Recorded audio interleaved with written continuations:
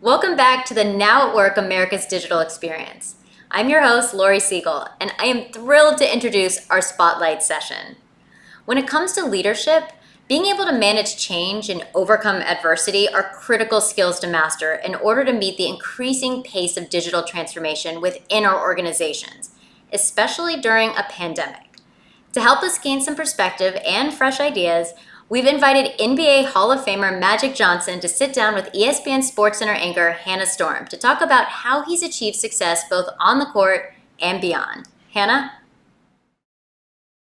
Thanks, Lori. I am so excited for the opportunity to speak, even remotely, with my dear friend Magic Johnson, one of my favorite people on the planet. If you look at this bookcase behind me, way up at the top, there's a picture of the two of us at the 1993 NBA Finals, and we go back even before then. So a long time, a great friendship. And let me just get you guys up to speed on his on-court and off-court career. 5 NBA championships, led the Lakers to 9 NBA Finals, 3 MVP awards, 12 All-Star games, and a member of the original Dream Team, a 1992 gold medal. And then, of course, second chapter, which has been lights out, unbelievable as a businessman, such a role model in this regard, the chairman and CEO of Magic Johnson Enterprises, which serves ethnically diverse communities. Some of his investments, and these are just some: LA Dodgers, WNBA's LA Sparks, Major League Soccer's LA Football Club, and the eSports franchise Team Liquid. Oh, and there's a documentary in the works about his life. Magic, did I forget anything? No, you didn't, and it's good to see you. How's your family? Everybody safe? Everybody healthy? Yes, thank goodness. You know that's the most important thing in life. And how about you, Cookie, the kids, and the grandkids? I know it. I'm a grandfather now, but everybody is safe and healthy, and it's nice to be a grandfather. I'm enjoying it. Yeah, just part of another chapter of your life. Spoil the kids, give them back. It's a beautiful That's right. And you're there in LA. You've been there for a while. I know you haven't been able to travel a ton yet. And LA, like the rest of the country, has seen many protests since the killing of George Floyd. I'm wondering, with the Black Lives Matter movement being front and center now, how has that affected some of the businesses that you're involved in? Well, I think that the business has really been affected by COVID-19, right? Some of my businesses are still doing very well, and then some of them we've lost revenue, right? And so, and then when you think about all the sports teams, we really lost a lot of revenue because there's no fans.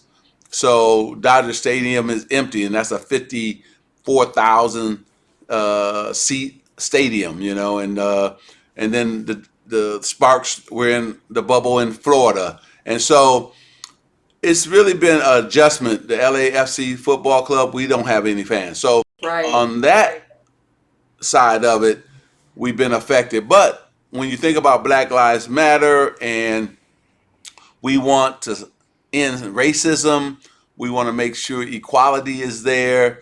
We want to make sure that minorities, whether when they walk out their home, especially black men, they can walk out their home with no fear, or if they get stopped by the police, they don't feel like something's going to happen to them. I think that this country is going through a lot right now, but we have to have those tough and hard conversations about how we can now respect minorities, and also how we can now come together as a country, different races working together and making sure that we can end racism across the board.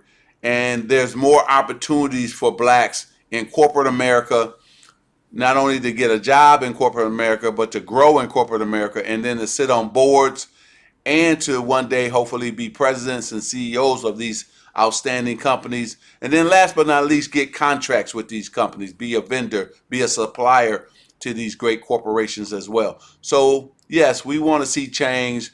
But Hannah, what I was really impressed with is when the protesters were out there protesting, there were whites, blacks, Latinos, Asian American, all races coming together for one common goal, and that was to end racism. I mean, it's about time, let's say, that we are all invested in this conversation and in making this happen. And you were so way ahead of the game, always putting these incredible, brick and mortar businesses into Black communities, bringing businesses in there that had not been there before, be it restaurants, be it movie theaters, and what have you. But now we're talking about the age of tech as well. Where do you see tech being able to enhance the kinds of things that you just talked about?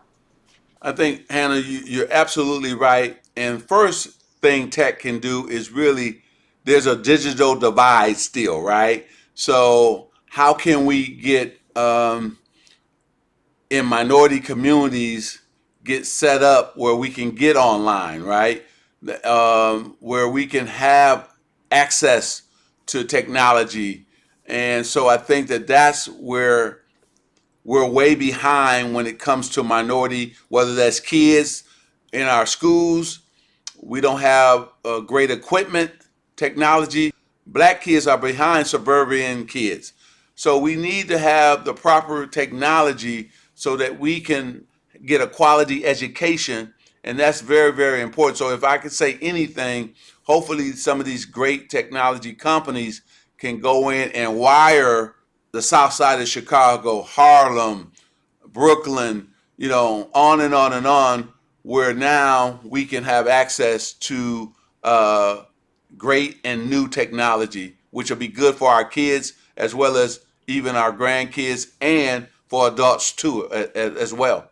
Isn't it the perfect time to do that, Magic? Now, with all the remote learning, the perfect time for tech to get involved in this space? You're absolutely right. And let's think about that, Hannah. We're into remote learning. A lot of kids, though, are going to suffer because of that, Right, because they don't have access, right.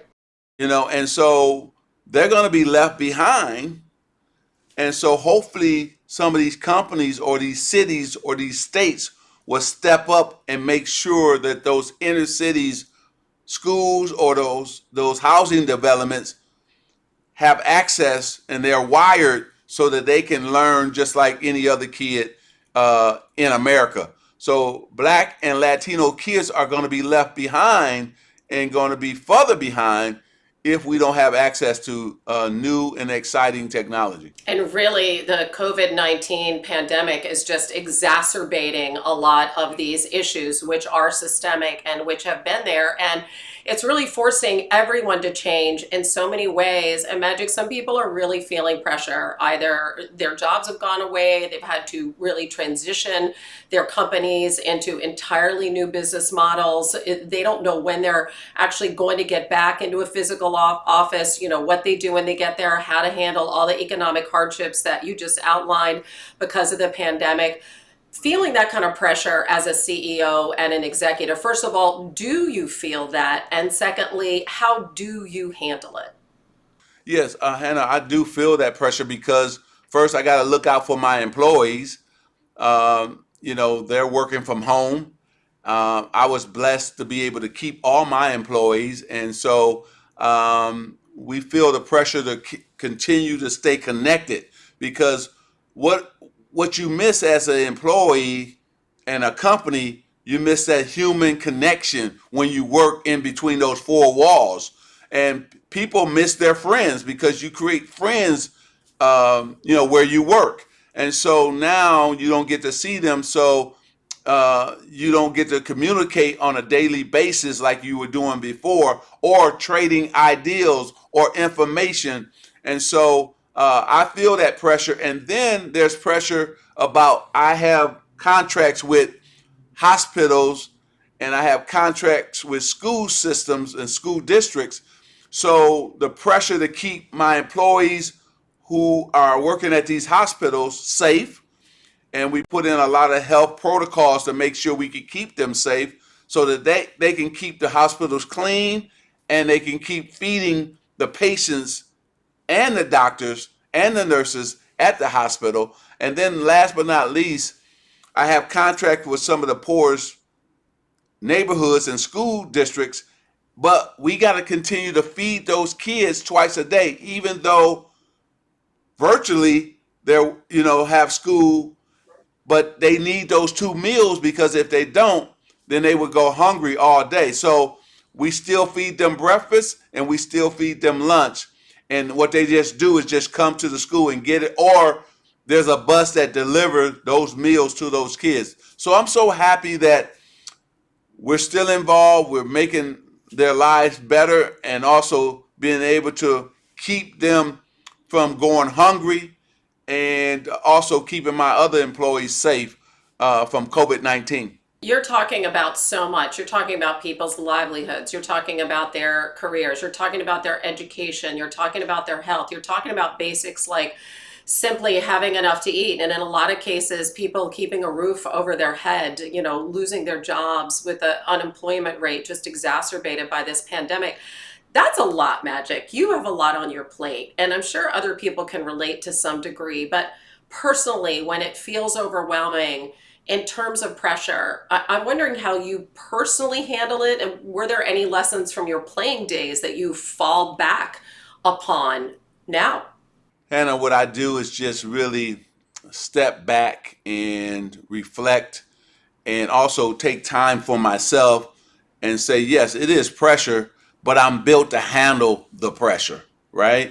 Because of probably my basketball days, I was under pressure all the time to perform, also to lead my teammates and lead the Lakers. So, and they're playing 9 different NBA finals. That's the real pressure, right? So Right.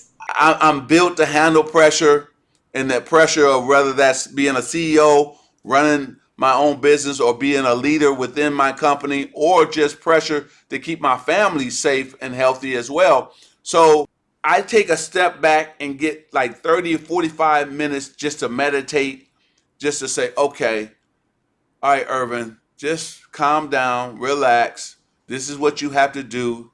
And I just go out and execute my game plan for my company, for my family, and it's worked. So, and then we have so many people, friends and people around the country who are not my friends, who have lost their jobs. They're unemployed, who now also they don't know what can they do in terms of even when their job returns, because now their kids are at home, so they don't know how this is all going to work, because the kids are learning from home in terms of their classroom, and they're saying, well, can I go back to work, because I don't know if I can, because the kids, who's going to watch the kids while I'm at work? So we're having so many dialogues with our friends to try to help them to figure out what's the next steps in terms of who's going to watch their kids, or are the kids going back to school,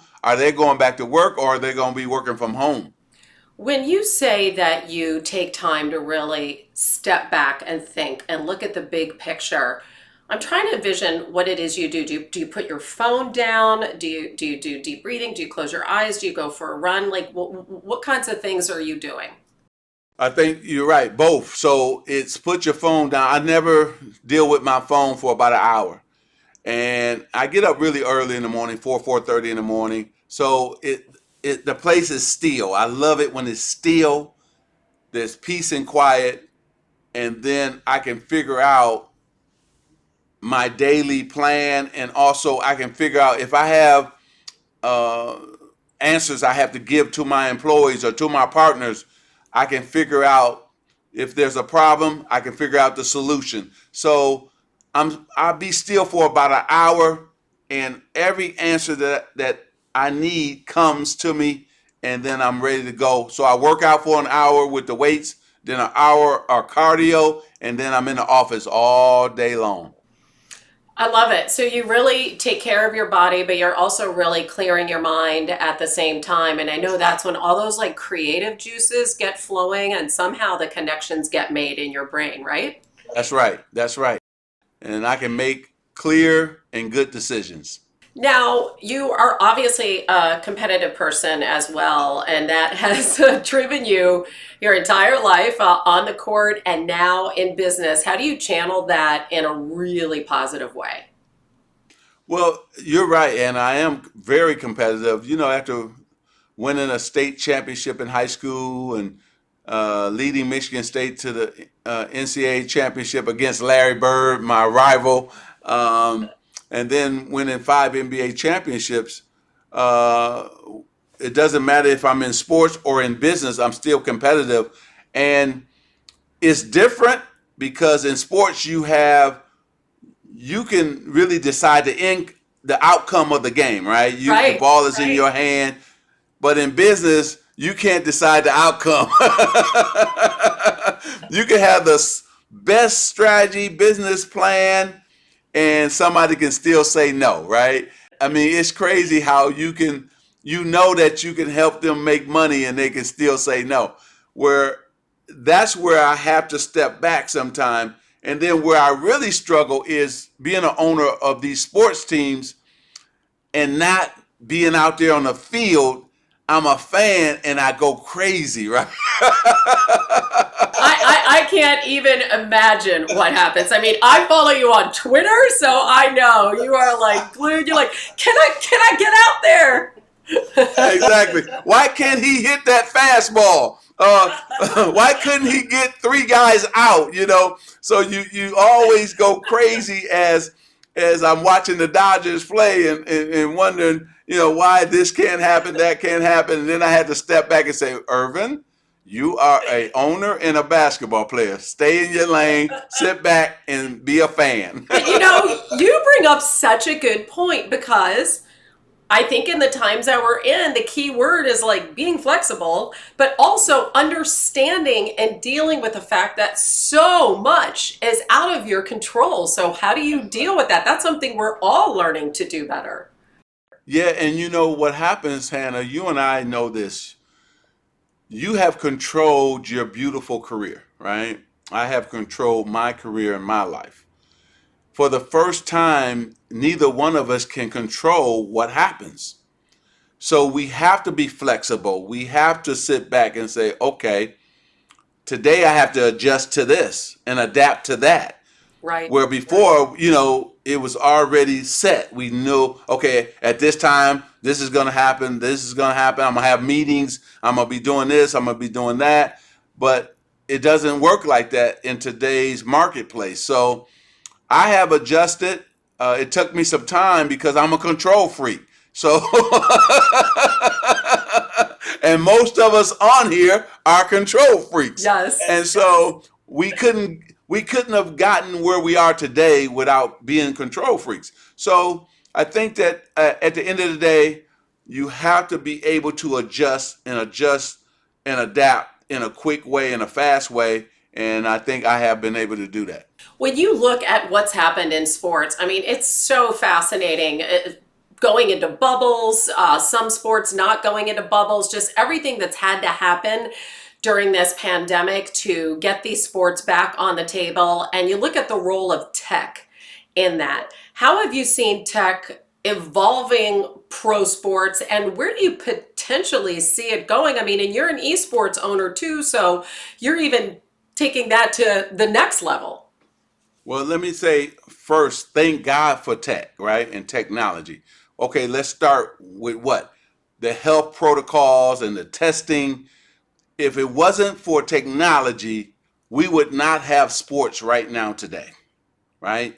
Right. Because of the testing and how good the testing is today, we're able to have the NBA back, right? And we're able to have MLB, a Major League Baseball back. We're able to have the NHL back. College football is back.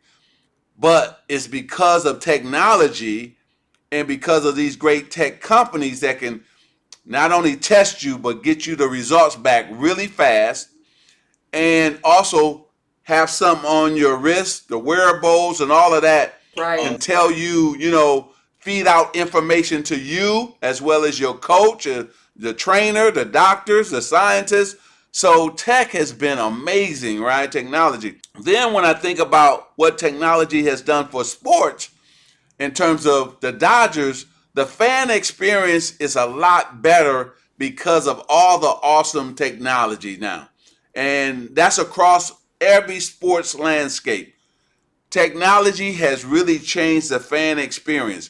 What did we see at the NBA games right now? We see virtual fans, right?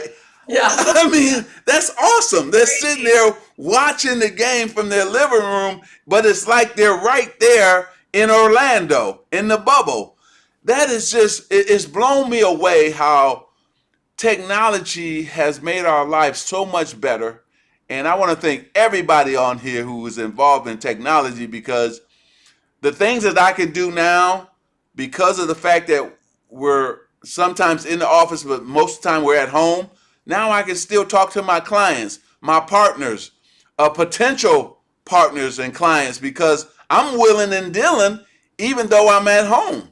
So I'm making deals even during this virus, during this tough time, or I'm able to respond to a question, or hey, I have to make a decision about revenue, so I can make that decision right in my living room, right in my man cave. And so it's been awesome. It's been awesome.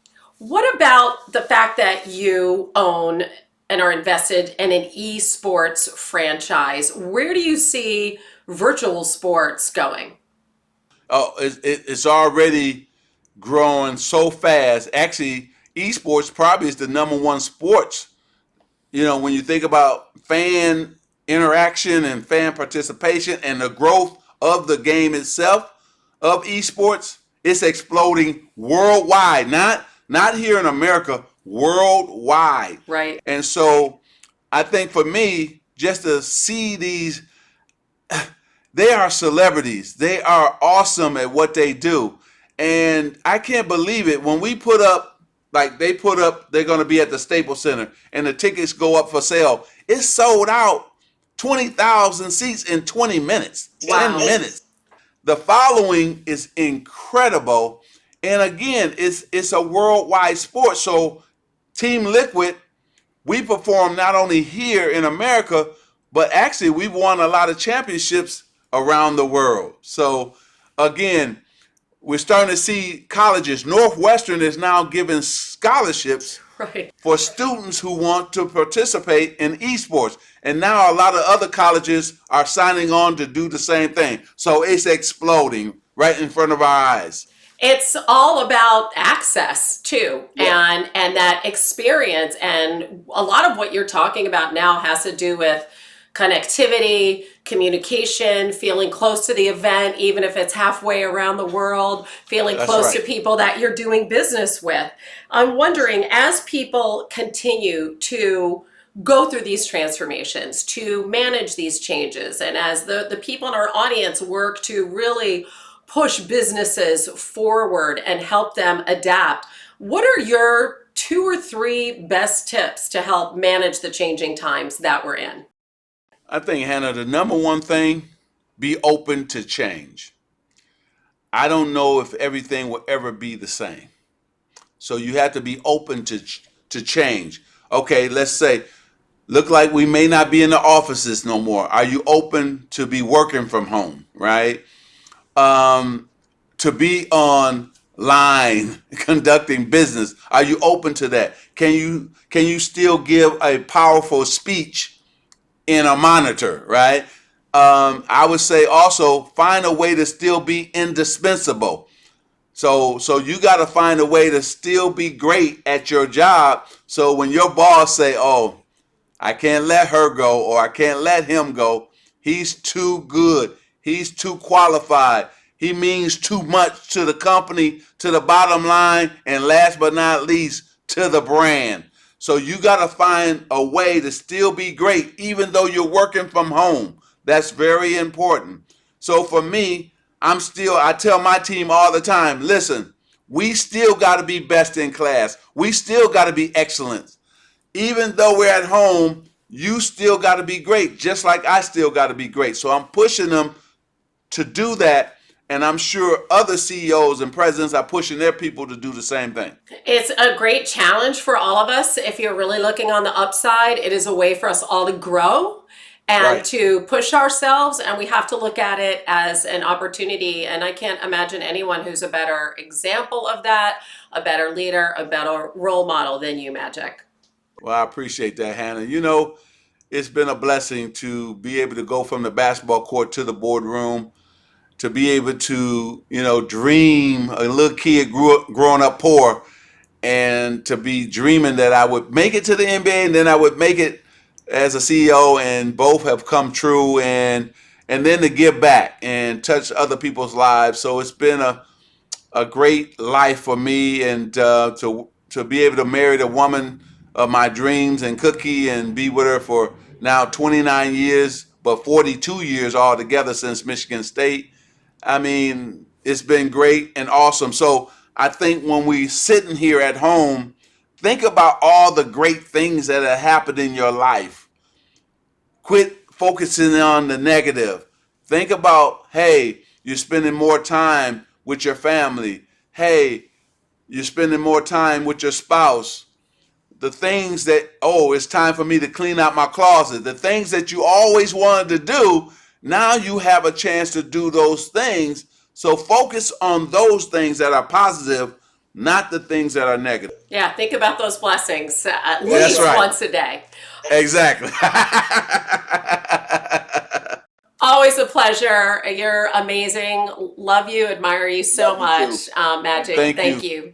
Thank you. You've been a trailblazer for so many women in sports. So continue to be a trailblazer, but also a person who thinks outside the box. And you're so classy and elegant all at the same time, my friend. Love you. Wow, I think I'm gonna record that and like play that once a day when I'm meditating about my life. You got it. Magic. You got it. Thanks, Magic. Now let's get it back to Lori. Thanks, Hannah. What a terrific conversation. You and Magic covered so many topics and challenges that I think we're all facing in our jobs and in our lives today. I think two things that really stood out for me were Magic's comments about the need to be flexible and also to make time to take care of both our bodies and our minds. I know that's really personal to me. And, you know, it's so important with all the stress and unknowns of what we're dealing with. If you have questions for Magic, we have an exclusive 10-minute Q&A with him via our chat feature starting now. So submit your questions. And after the Q&A, I encourage you to explore our 25 channels of content strategically designed to help you on your digital transformation journey. It's your opportunity for a deeper dive into our latest innovations. You'll hear fascinating digital workflow transformation stories from other customers, engage with our subject matter experts through live digital demos, learn more about safely returning to the workplace with ServiceNow's safe workplace apps, and last but not least, compete in our digital game challenge for the chance to win a Logitech Brio Ultra HD webcam, while also helping with a donation to International Medical Corps. It's a critical organization of first responders delivering vital healthcare services and training to people who've been affected by war, natural disaster, and disease. It's such an important cause. Thank you guys so much for joining us today.